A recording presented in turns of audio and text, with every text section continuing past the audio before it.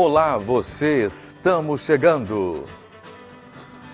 O Maranhão no Campo de hoje vai mostrar como a distribuição irregular das chuvas afetou a colheita de soja no estado.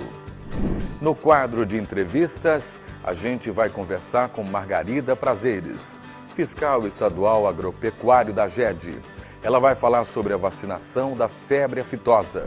Você vai ver também a agenda com o calendário dos eventos das principais feiras agropecuárias do estado. E mais, uma reportagem sobre a importância da assistência técnica da AGEP para homem e mulher no campo maranhense. Eu sou Mário Porto e o Maranhão no Campo está no ar para todo o Brasil e todo o mundo.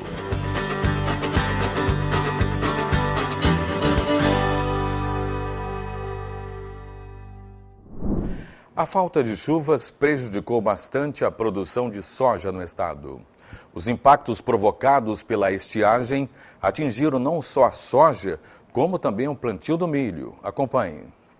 As chuvas esperadas para 2023 no Maranhão não chegaram no período previsto. Elas começaram a cair com maior força somente neste ano. Isso tem uma explicação: a influência do fenômeno El Niño, que se caracteriza pelo aquecimento das águas do Oceano Pacífico e acaba provocando uma distribuição irregular das chuvas em algumas partes do mundo, inclusive no norte e nordeste do Brasil, causando impacto em vários setores, inclusive na agricultura. Por causa da falta de chuva, algumas safras ou sofreram atraso ou foram perdidas. Esse fenômeno El Niño, sempre o produtor rural se prepara para ele. No entanto, esse ano ele foi mais do normal. Chegou nos meses de novembro e dezembro, né? Quer dizer, nós tivemos aqui no Maranhão cerca de 8 meses sem chover. Isso fez com que o plantio de grãos, especialmente soja, que é o mais representativo, fosse plantado tardiamente e fechou um pouco a janela para o plantio do milho safrinha. Então, tanto prejudica no início do plantio, que demorou, quanto fecha a possibilidade de plantar a safrinha de milho. A estiagem atingiu o período de plantio e colheita da soja, que basicamente começou neste ano. Com isso, a safra seguinte da cultura de milho ficou prejudicada. A safrinha de milho foi bastante atingida em função de que se planta o milho após a colheita da soja. E se colhe a soja já no final do inverno, aí não tem como plantar a safrinha de milho. Mesmo assim, em alguns pontos isso aconteceu, tem a safrinha, só que a previsão é de 20% de queda em relação à safrinha. A falta de chuva atingiu toda a produção maranhense. Ninguém escapou das consequências da escassez. Grandes produtores investiram na compra e manutenção de máquinas e na aquisição de sementes. Fizeram empréstimos junto a bancos. Eles têm a pequena vantagem de investir em técnicas avançadas que possam suprir temporariamente algumas deficiências. Algo que os pequenos produtores não conseguem. Sem tantas alternativas, eles foram os mais afetados pela estiagem na virada de 2023 para 2024. Em termos de Brasil, o prejuízo está calculado em torno de 20%. Em termos de Maranhão, o prejuízo está calculado em termos de 15%. Quer dizer, uma safra esperada para 168 milhões de toneladas do Brasil, segundo a ProSoja, o que vai ser colhido vai ficar em torno de 135 milhões de toneladas. A Associação dos Produtores de Soja e Milho do Maranhão recomenda extrema cautela e a readequação dos negócios diante da dura realidade. A associação indica ainda que cumpram os seus compromissos e evitem novas vendas de soja. A solicitação se estende aos credores para que sejam pacientes com os produtores neste momento difícil. No quadro de entrevista de hoje, vamos conversar com Margarida Prazeres. Ela é fiscal estadual agropecuário da GED e vai falar sobre a importância da vacinação contra a febre aftosa, que será realizada em abril. Muito bem-vinda. Tudo bem, Margarida? Tudo bom, Mário? É um prazer estar aqui falando sobre esse assunto que tem tanta importância para o Estado, com esse potencial pecuário que o Estado do Maranhão tem. E na culminância, né, de todo um trabalho de décadas de vacinação do produtor, que agora o Maranhão está habilitado para pleitear o reconhecimento como zona livre de febre aftosa sem vacinação. É um sonho do Maranhão, dos nossos governantes, dos produtores, dos pecuaristas, porque os dividendos que vão colher disso é imenso, né, Margarida? Com certeza. A gente tem que trabalhar na informação de que o avanço na condição sanitária, ele não é só para alcançar novos mercados, mas também para manter os já alcançados. Porque não avançar na condição sanitária nesse momento, não retirar a vacinação, implicaria para o Maranhão uma série de embargos, uma série de restrições, principalmente no trânsito animal, dentro do próprio país. E isso impactaria grandemente no agronegócio do Estado. Então, o avanço da condição sanitária não é só que todo mundo pensa assim, vamos exportar. Sim, nós vamos ter a primeira oportunidade, nós vamos ter o primeiro embargo quebrado.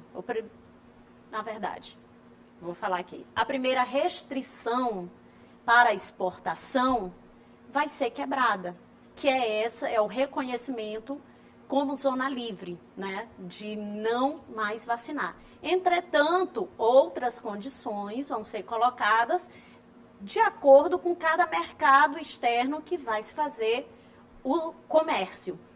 Mas mais importante, ao meu ver, é manter o comércio interno. Estabelecer já essa organização agroprodutiva que temos dentro do Estado com outros parceiros comerciais, como, por exemplo, o Estado do Tocantins, que já não está mais vacinando e que também vai ter o pleito de reconhecimento de zona livre sem vacinação, agora junto com o Maranhão. Ele recebeu o aval do Ministério para suspender a vacina, mas ainda não tem o reconhecimento nacional. Então, junto com o Maranhão, mais 14 estados vão passar por esse crivo da Organização Mundial de Saúde Animal e essa zona inteira, agora não existe mais aquela questão de blocos e de estados, vai ser uma zona sanitária que vai avançar como um todo. E são 15 estados brasileiros que vão submeter esse pleito para a Organização Mundial de Saúde Animal.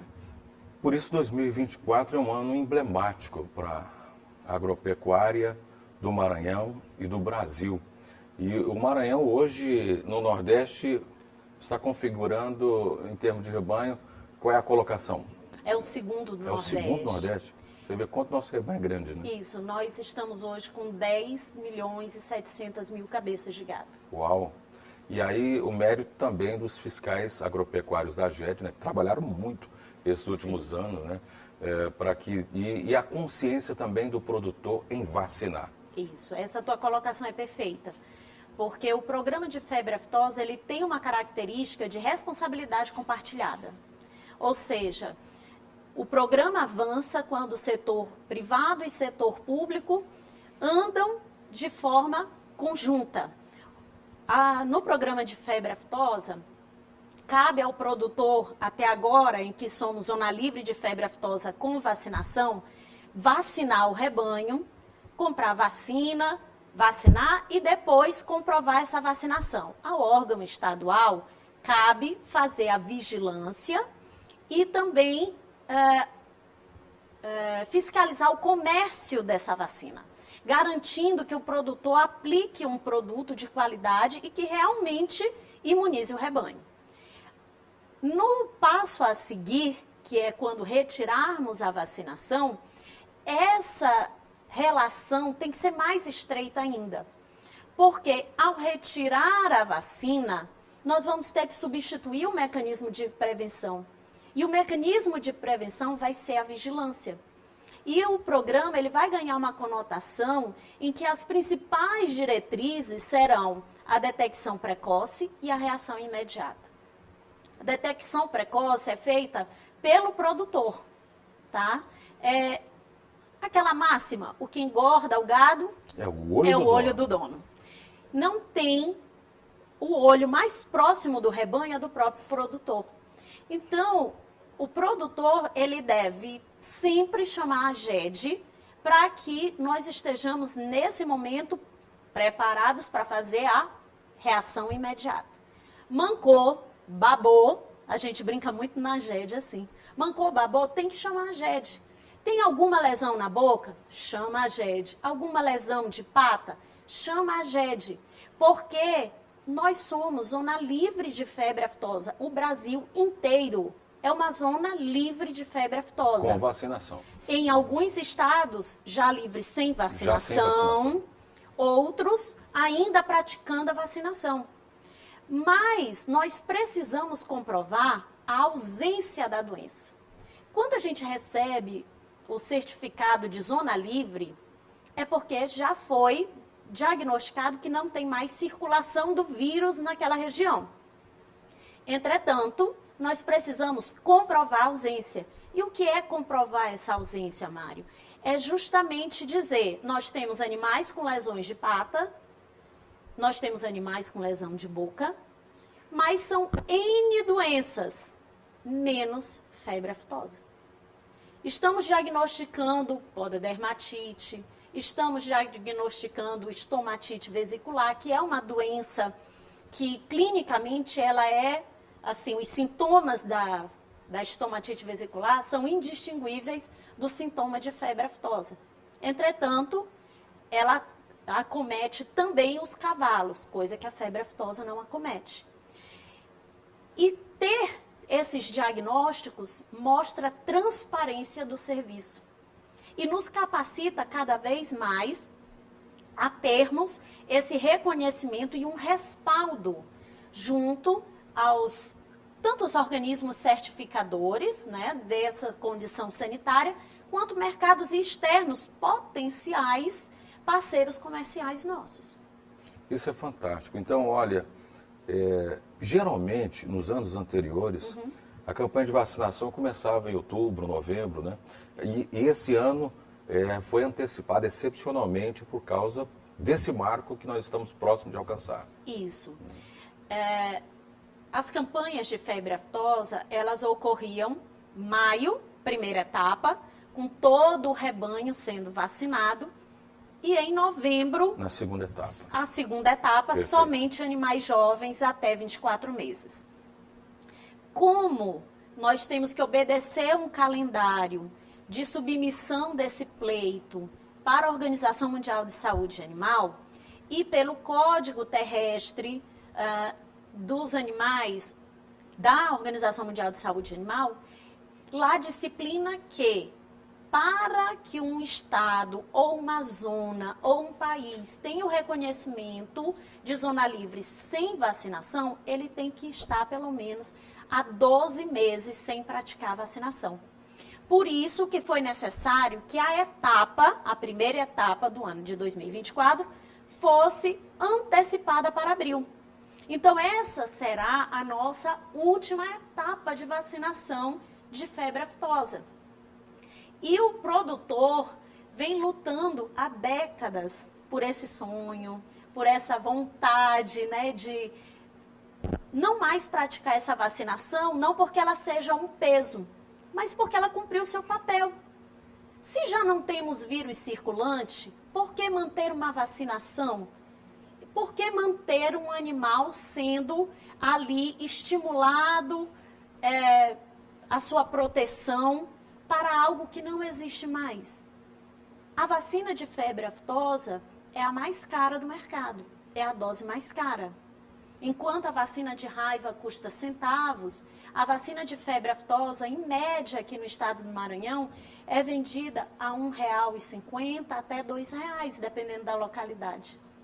E com isso, nós temos, só para tu ter noção, são 56 milhões de reais no estado do Maranhão, por etapa, para imunizar todo o rebanho. Então, isso é um encargo que é arcado pelo produtor, comprando a vacina, pagando a diária do vaqueiro, deslocando-se até a revenda, adquirindo a vacina, voltando para imunizar o rebanho e depois se dirigindo ao escritório da AGED para fazer essa comprovação. Isso foi um estudo que foi desenvolvido entre a AGED e o IMESC, através dos próprios números da AGED. E aí a gente também vê que a vacina de febre aftosa, ela causa uma reação no animal, que ela é para realmente diminuir o período de proteção. Então, ela causa uma inflamação e isso faz com que o organismo do animal reaja mais rapidamente, encurte esse período e aumente a potência, né, dessa cobertura. Portanto, forma aquele caroço.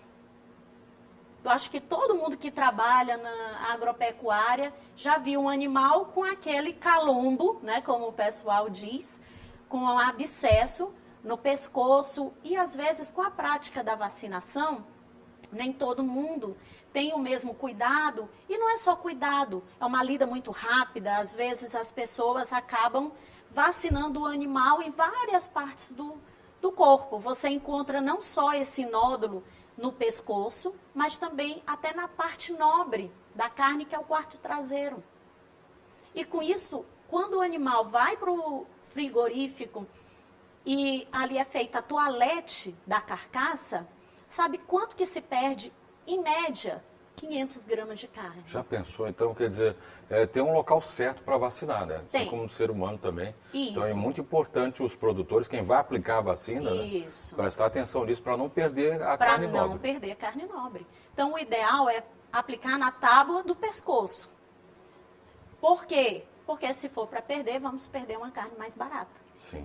Mas nós temos colegas que nos passam informação de que, dependendo da reação do animal, tem até perda de 1 quilo de carne em um animal. E isso é uma perda importante, quando se tem, em média, 643 mil cabeças sendo abatidas por ano no estado. Multiplica, vê a perda disso. Sabe quanto que dá? 1,7 milhões. É muita coisa. É muita coisa. Então, nós não estamos avançando, não estamos tirando essa vacina só porque ela é cara ou porque ela causa uma reação. É porque todo o sistema já está amadurecido o suficiente.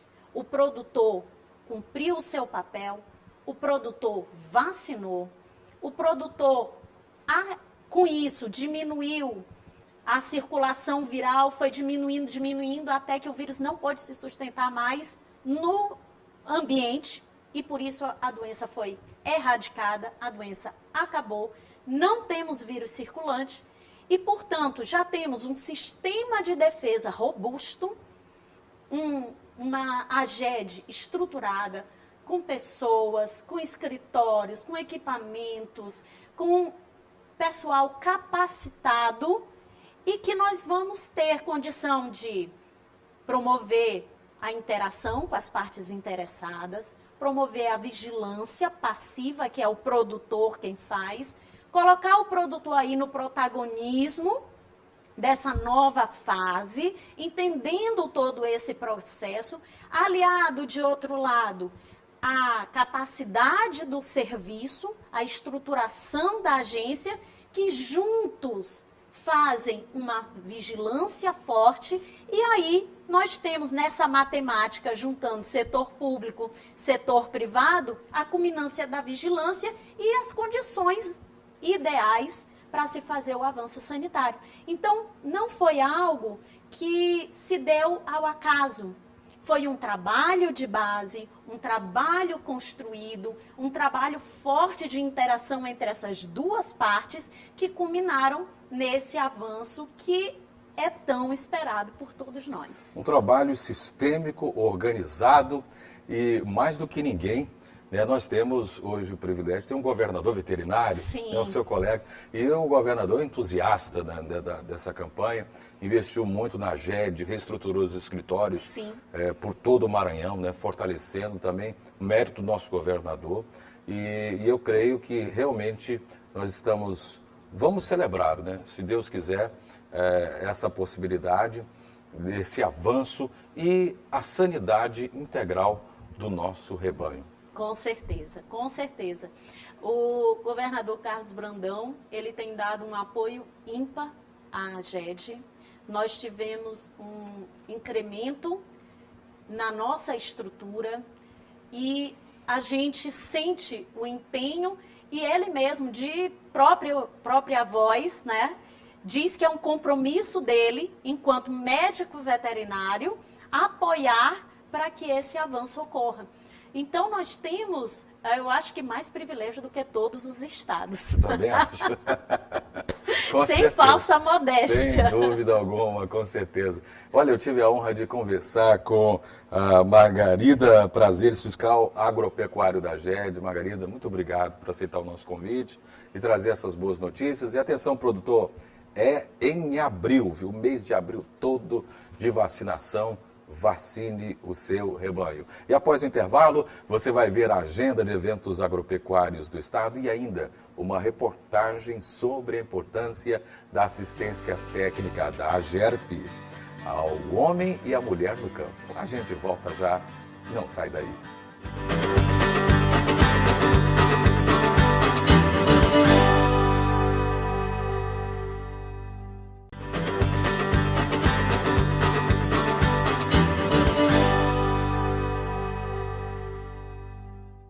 Estamos de volta com o Maranhão no Campo e agora vamos com a nossa agenda com o calendário dos principais eventos das feiras agropecuárias que acontecem no estado. É com você, Jaci Martins.